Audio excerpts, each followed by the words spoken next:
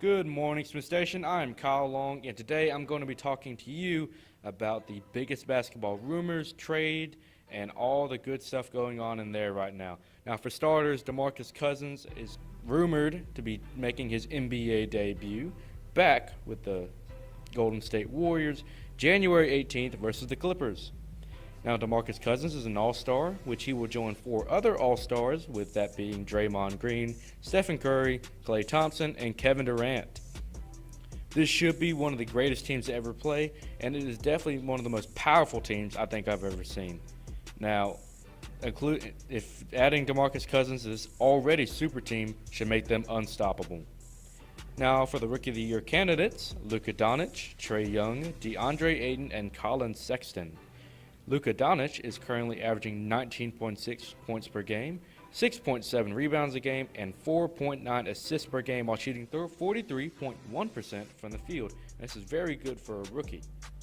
I would say in second place would be DeAndre Ayton, who is currently averaging 6.7 points per game and 10.7 rebounds a game. So he's also averaging a double-double, which is very impressive for a rookie. He's also averaging 2.2 assists per game while shooting 60.7% from the field, but keep in mind he is a center, so he's not really shooting a lot of three-pointers or mid-range jumpers. Colin Sexton and Trae Young will be next. Trae Young came from Oklahoma. He is known for his tremendous shooting range. He's averaging 15.5 points per game, 2.9 rebounds a game. He is leading all rookies in assists per game with 7.3. Now, he is shooting a very mediocre 39.4% from the field, but you can all expect that to get better with age. Colin Sexton, the leading scorer in the NCAA last year, is currently averaging 14.6 points per game, 3.0 rebounds a game, and 2.8 assists per game while shooting 42.1%. Now, we can all expect these numbers to get better as Colin Sexton gets used to the NBA.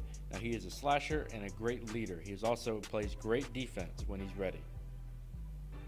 For the MVP standings, I have James Harden, Giannis Antetokounmpo, Steph Curry, Kawhi Leonard, and Paul George. And I would say a good honorable mention would be LeBron James, but due to the fact that he has not played since Christmas Day, he will not be on this list.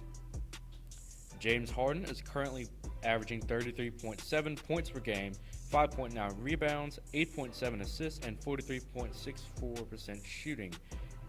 He's also carrying the Rockets with, heavy losses like Chris Capella and Chris Paul. He's carrying the Rockets, who carried them from the 14th seed all the way up to the 4th right now.